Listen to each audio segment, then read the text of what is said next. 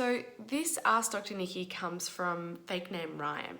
So Ryan asks, "Hi Dr. Nikki, how many times is the right amount to be having sex each week?"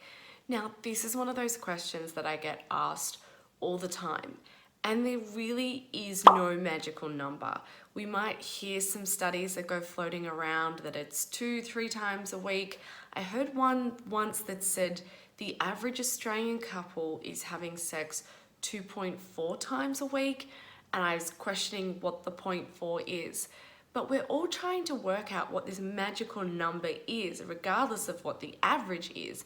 But this magical number that's going to ensure that we have relationship success, it doesn't exist. And we shouldn't be looking at comparing our sex lives to those of everyone else. What we actually need to do is be more empowered about our sex lives and create the life that works for us and that we desire, independent of all this information that we're exposed to. So how many times a week would you like to have sex, and why? Are you creating a number in your head based on what someone else told you, or because you want to have more than your friends, or because you saw it or some news report? You need to think about why sex is important in your relationship. Yes, it feels good, but it's also something that bonds us with our partner, and it makes us feel close to each other. It can lift up our mood. There's all these other benefits to sex as well, just besides from getting off.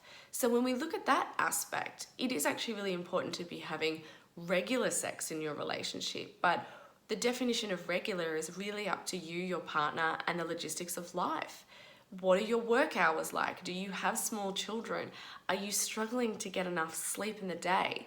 It might be a matter of quality versus quantity, that you spend many nights getting your sleep, getting well rested so you're not a grumpy person in the morning, and then when you do get a day off or you get some extra time, you have a really amazing session with your partner rather than trying to just tick it off a list each week, and as a result feeling sexually unsatisfied and maybe even exhausted and grumpy because you're not getting in the sleep and you're pushing yourself to have sex.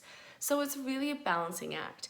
You need to be exploring why sex is important in your relationship and what it means to you, how many times you're going to have sex in your week, but also look at the logistics of life. What is actually possible, reasonable? At what level are you putting so much pressure on yourself to have sex that it becomes a turn off because of that pressure?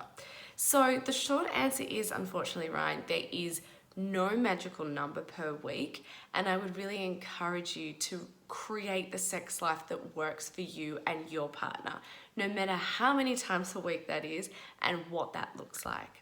So I hope that helps.